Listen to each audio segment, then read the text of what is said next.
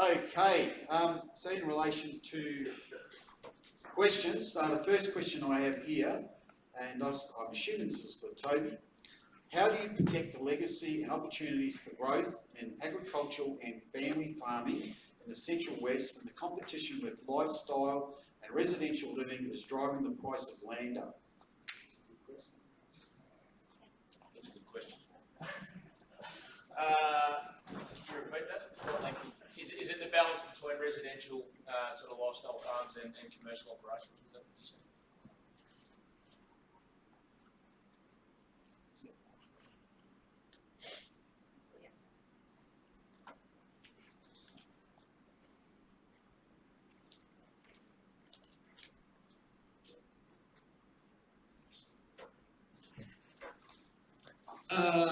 It's a good question. It's not easy, I suppose, the same as any dynamic though. It's a balance of what does that bring to the local community. I think the farming properties that are within a close distance to regional towns will always be under a little bit of pressure from a lifestyle perspective, but fundamentally there's still plenty of opportunity. It's not only the lifestyle, I suppose, demand that's driving the capital appreciation of ag properties. So it's also the returns on that asset class that have been above and beyond a number of other asset classes over a long period of time. So we're seeing investment from an investment fund level. We're also seeing the family farms looking to grow with opportunities as well. So it's a combination of all of that which is driving the capital appreciation across the industry. And we expected a bit of a deterioration on the back of the poor seasons over the last couple of years, and it just hasn't eventuated. People have managed to maintain and there has been continued appetite for quality properties sustained despite the poor seasons over the last couple of years. So I'm not sure if that really answers your question, but I think any investment that provides growth to the local region is welcomed, and it's just getting the balance around maintaining quality ag country as well as providing other opportunities within the region. Thanks, Toby. And thanks for whoever asked that question too, that was great. Okay, next one. The iPhone was released in 2008. Technology advances are exponential. What is the one adaption use of technology you'll make in your business in the next 12 months? And it's probably a question for Craig and Rich. Well, yeah, my fun. Interestingly, my company is IT. I've actually just pivoted into media. So, and that came about because a lot of people who are doing businesses who are doing Zoom and some other communication, trying to do communication across platforms like Zoom. Everybody uses Zoom, right? Like there isn't. No, there are other tech. But yeah, we pivoted towards that market, and we're taking a technology-led approach. We're not taking a video approach or anything like that. We're taking a technology approach to that. So we're trying to help businesses to understand the video engagement that they can have with their customer and how to maybe manage it and monitor that. So because I think a lot of businesses haven't looked at that too much. I think you probably agree with it. So I think it is an untapped thing. And the nice thing about video, the platforms, you can get that really close one-on-one engagement with your customers. So whether that's via something like a live music thing, or it's a wine tasting if you're winery, or it's a brewery if you're beer tasting, or you're a shop front. And I think video is a really untapped market, and and some of these hyper-personalised videos that you can get for customers now is actually pretty amazing. So. Just from our point of view, there's been, COVID has been, a tragedy worldwide, but it's been great as a technologist to see people actually knowing what a QR code is. So we'll be adopting a practice in the paper where we'll be extending content off QR codes, particularly for our advertisers, so the advertiser can take a much smaller ad rather than having to list out all of their weekly specials. They can take a smaller ad every single week, hit a QR code and go to a landing page. But that also allows us to demonstrate then to our customers the success of their ads as well. Whereas it's been pretty, it's not data driven. They can't measure exactly unless they ask every single person. So, using some of those technologies that are now second nature to everybody to drive the experience for our customers with the print media as well. Yes, the only time I've been able to get my QR code to work is when I became a COVID-safe business. So, we'll explore that more with you, Rich. Another really good question. How do we trust Facebook? It is a giant. You can't. Can I just say, don't watch The Social Dilemma, first of all.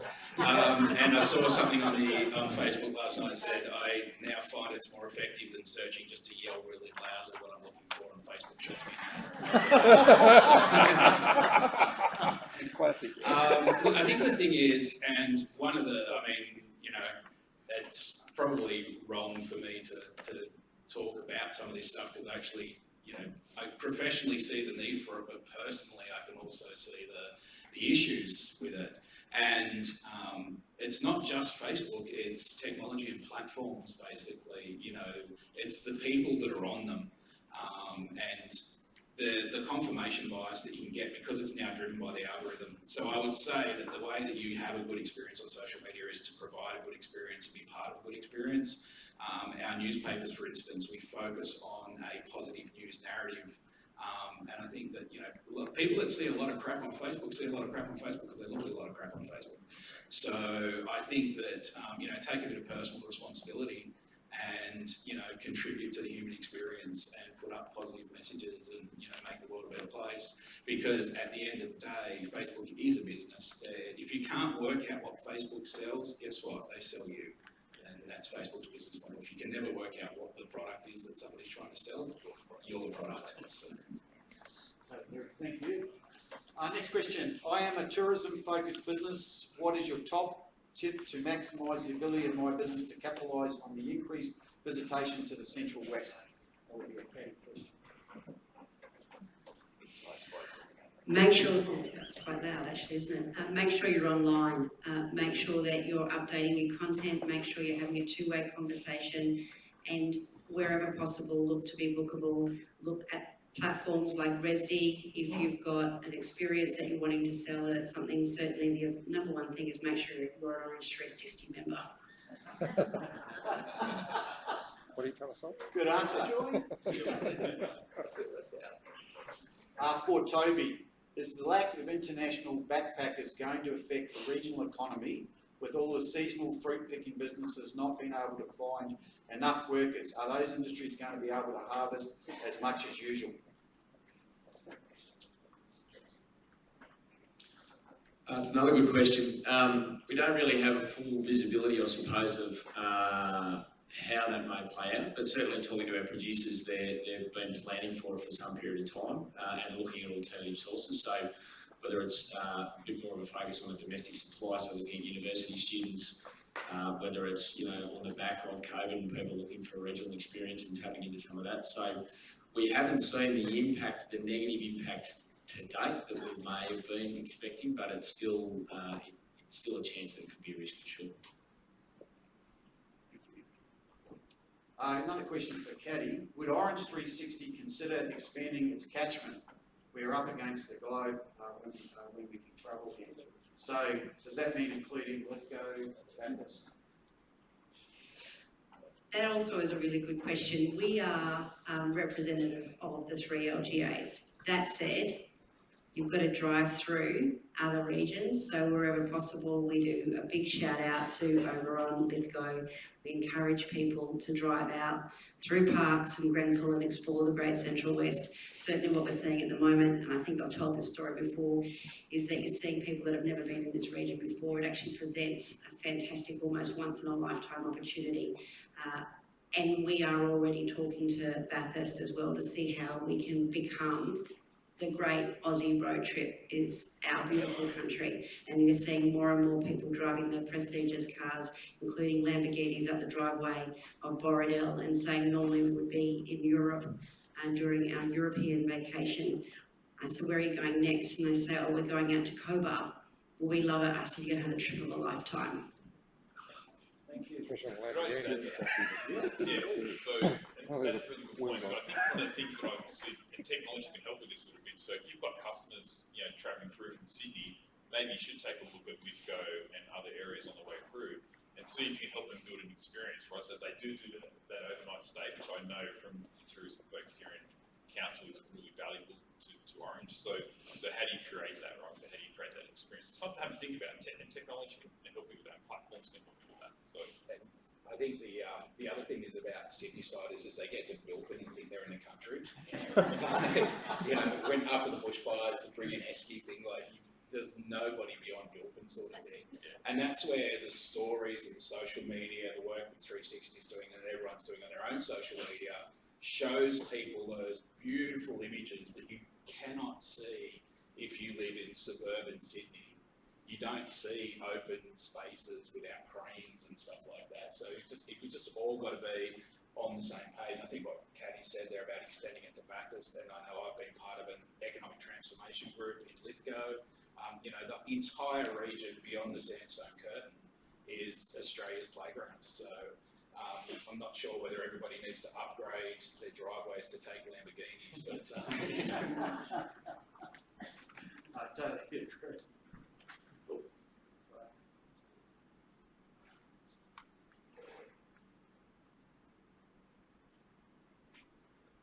Now, the first question I got today wasn't actually relevant to this conference, but I didn't realise it at the time. I was going, hey Steve, just wondering, are you considering standing at the next council elections? So that was the first one I got today. I'm going, okay, regards. So I'll answer that later, but I just thought I would read it because I was really excited. I thought, oh, this is cool. This person's got on really early. Okay, going into 2021, what should we do now? Don't panic, Mr. Mannering. No. Buy some toilet paper.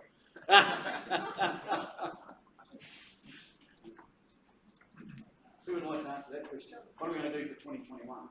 2021, I think certainly sitting down and writing your plan, exactly as Rich said, take your big global strategic plan, understand who your customers are, and actually write down how you're going to engage with them. Have your plan so then when you are thrown into chaos like we all have been, you actually have a lot more stability in your own business to be able to make changes and to do as the COVID word has been, to pivot your business, because you have a really good understanding of what your strengths are and what makes you unique as a business. So you can very easily start to retarget other opportunities if you know who you are and you've got a really clear plan.